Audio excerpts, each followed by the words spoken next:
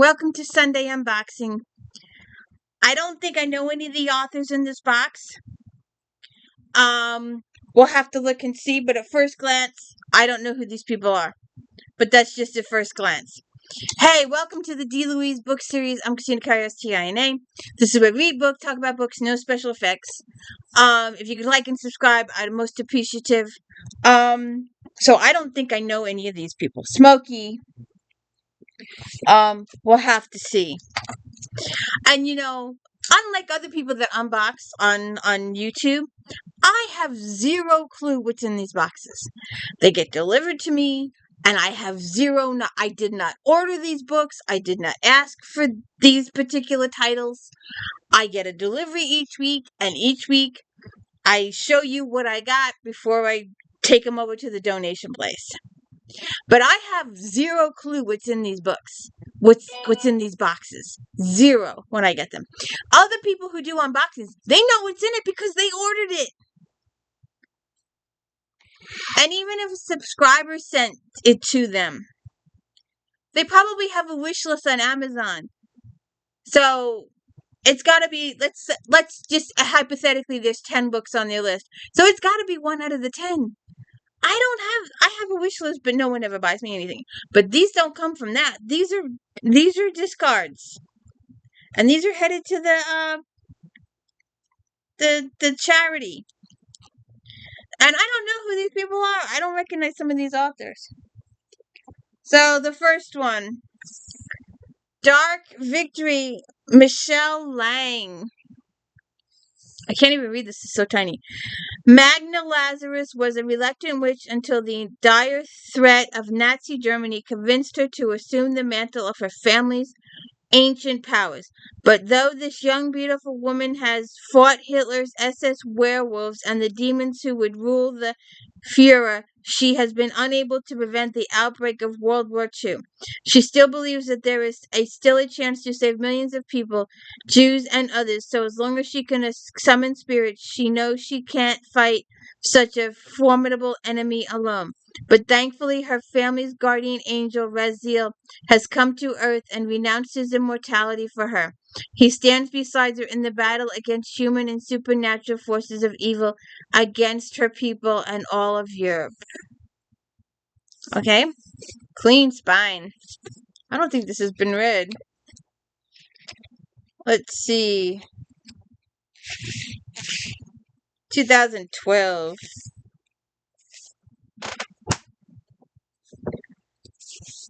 Jean Reynolds Page, Leaving Before It's Over. From, let's see. When Roy Vines married his wife, Rosalind, he traded his family and inheritance for love. A painful choice that has blessed them with years of joy, nestled in rural North Carolina with their beautiful daughters, 16-year-old Lola and little Janie Roy. When their happiness is threatened, when Rosalind suddenly falls ill, desperate to get the help she needs, Roy does the one thing he swore he'd never do, turn to his heartless and bitter identical twin brother, Mont, for help. The price is steep and includes opening their home to a teenage boy who believes Roy is the father who abandoned him.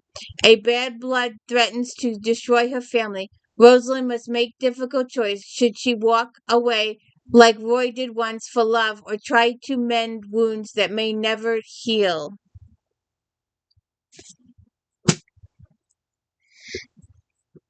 All the Breaking Waves. After a harrowing accident tore her family apart, Molly Brennan fled from the man she loved and the tragic mistake she made.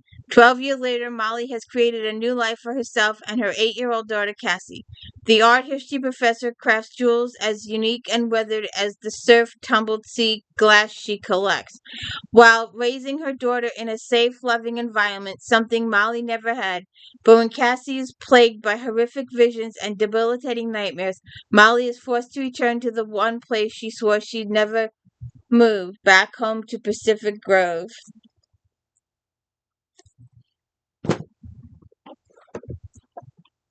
Okay.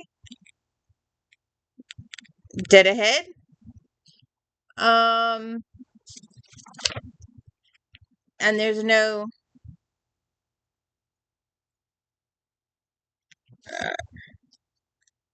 There's no synopsis. It just talks about the author on the back.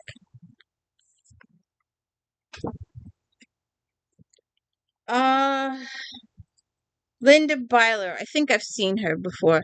Davy's daughter. Sarah BYLER grows increasingly concerned about Ashley, her friend, who also works at the farmer's market. Ashley acts strange, even nervous when anyone talks about the rash of fires. When Sarah asks her what she knows, Ashley only heightens Sarah's suspicions. But that's not Sarah's only trouble. She remains distracted by Matthew, who says that God is calling him to leave the Amish community. When he begs her to join him, Sarah's heart is torn in two. She has been impetuously drawn to Matthew, but when he asks her to give up the church and break with her family, she's tormented with an impossible choice.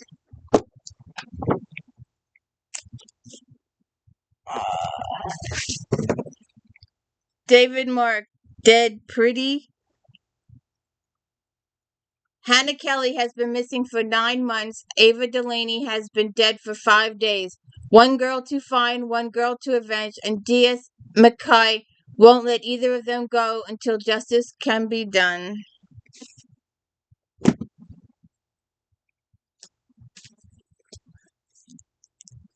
Not a clue.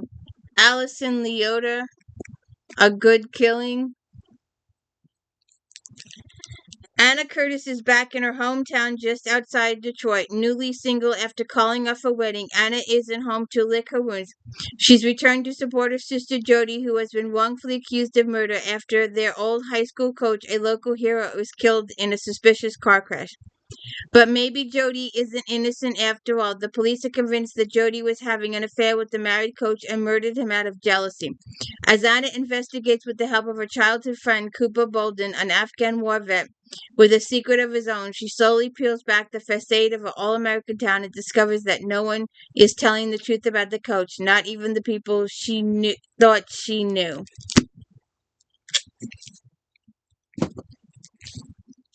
The Girl in Blue Beret.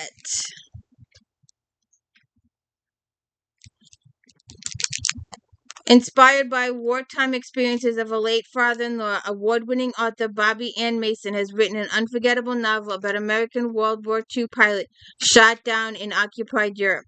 When Marshall Stone returns to the crash site decades later, he finds himself drawn back in time to the brave people who helped him escape from the Nazis. He especially recalls one intrepid girl guide who risked her life to help him, the girl in the blue beret. At 23, Marshall Stone was a U.S. flyboy stationed in England. Headstrong and cocksure, he 9 exhilarating bombing raids under his belt when enemy fighters forced his B-17 to crash land in Belgium near the border of France.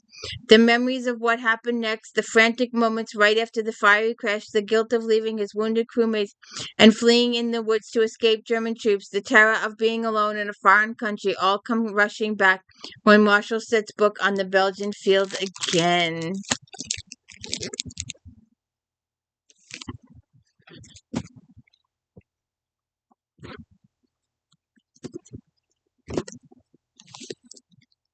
Phony Tinsel, Robert S. Levinson.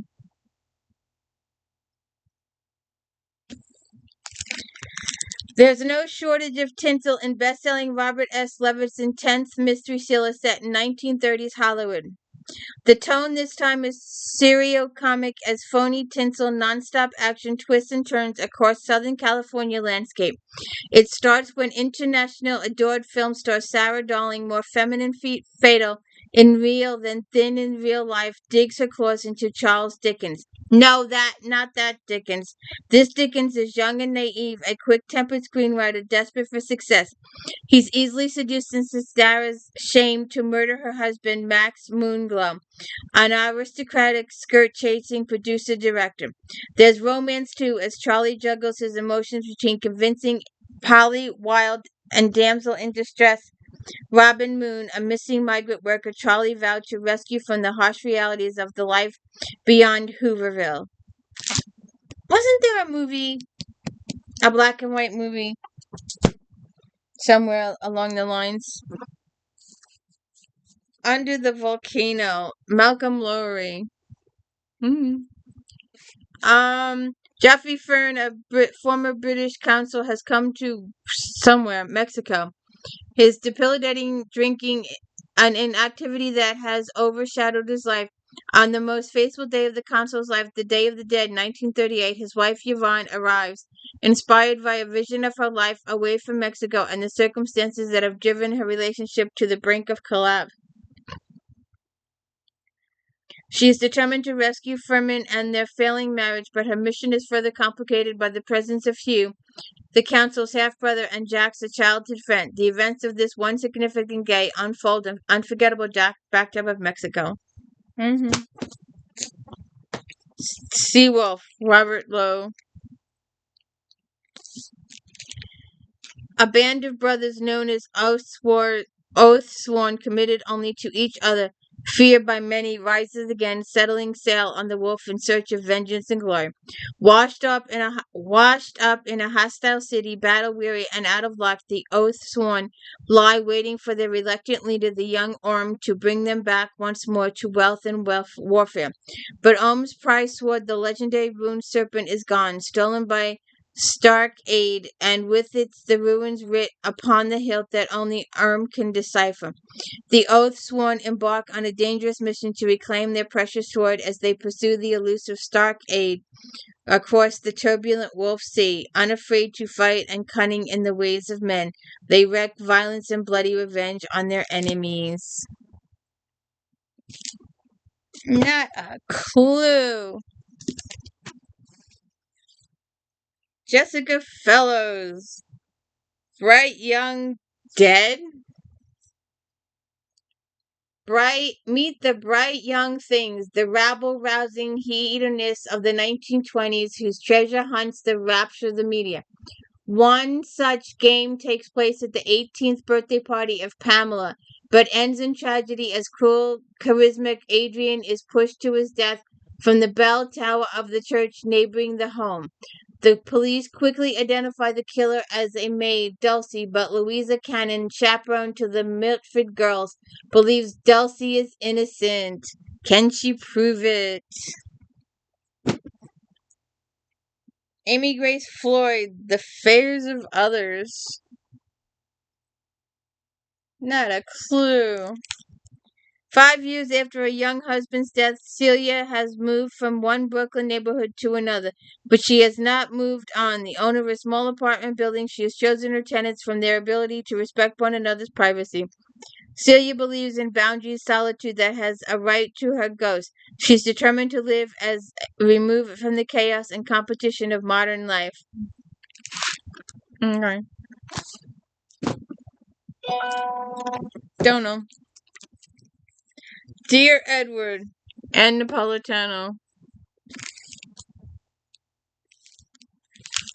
One summer, 12-year-old Edward Adler, his beloved older brother, his parents, and 183 other passengers board a flight in Newark headed for Los Angeles. Among them are a Wall Street wonderkin, a young woman coming to terms with an unexpected pregnancy, an injured vet returning from Afghanistan, a business tycoon, and a free-spirited woman running away from her controlling husband. Halfway across the country, the plane crashes. Edward is the sole survivor. That happened last year. There was a plane that went down, and there was a sole survivor. I bet they have survivor's guilt. Massive survivor's guilt. What is this? This is heavy. Lord have mercy, this is heavy. Enough. Lawrence Block. Rope. Look at this thing. It's huge. It's huge. And it's heavy. Very heavy. 883 pages. Lawrence Block novel win awards, Grace bestseller list, and get made into films. Block's beloved series characters are on hand, including ex-cop Matt Scudder, best-selling burglar Bernie Roden, and the disarming duo of Chip Harrison and Leo Haig. Here, too, are Keller, the wistful hitman, and the natty attorney Martin, who takes criminal cases on a contingency basis and whose clients turn out to be innocent. Oh, so there's a bunch of short stories. Lord have mercy, those are big short stories.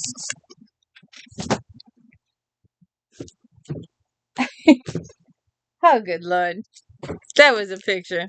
I wish you could have seen it. Night Driver, Elizabeth Lowe. After a family tragedy, Kate Donnelly left the Caribbean behind forever, but a series of bad management decisions has left her family diving and marine recovery business drowning in red ink. Now her brothers plead with her to come back to the island nation of St. Vincent. Without Kate's financial expertise, the iconic treasure hunting expertise started by her grandfather will go under. Unable to say no to the little family she has left, Kate heads back to the beautiful and terrifying ocean that still haunts her nightmares. Holden Cameron was addicted to the adrenaline rush of active duty, including narrowly surviving an underwater explosive accident. The last thing the former British military diver wants to do is to babysit a family of thieves on a tropical island, even if they are the world-famous diving Donnellys. But in his new civilian job, Holden must investigate the suspicious activity. Ah, okay.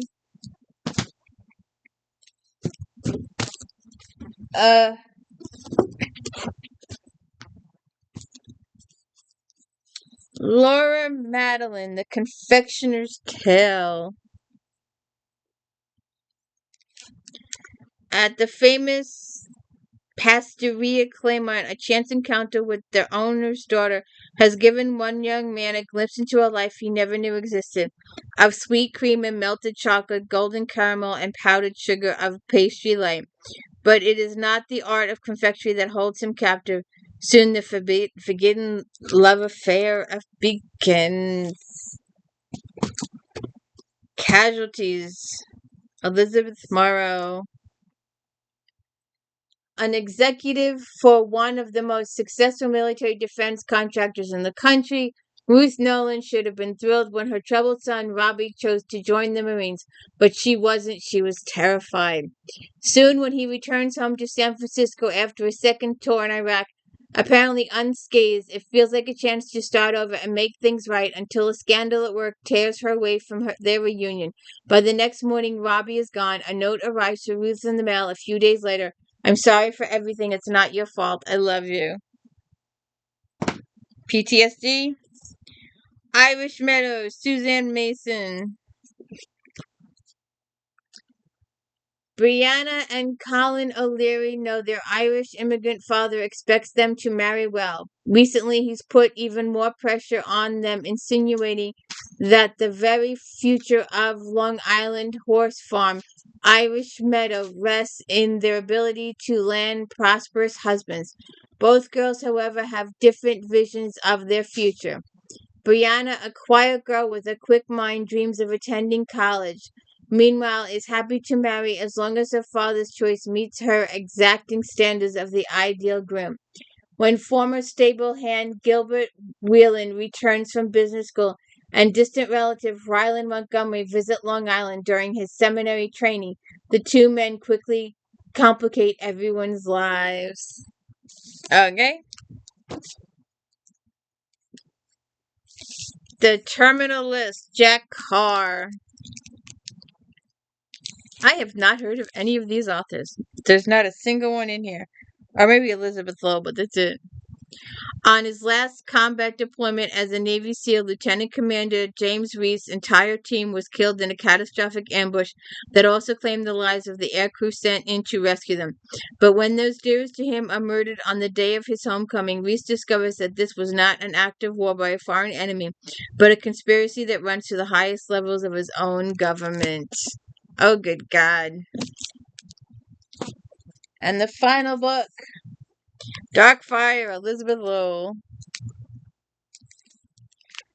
Cynthia's father had insisted She hired a survival specialist for her Ecuadorian trip, and she reluctantly complied, only to find trace swellings was everything she disliked in a man.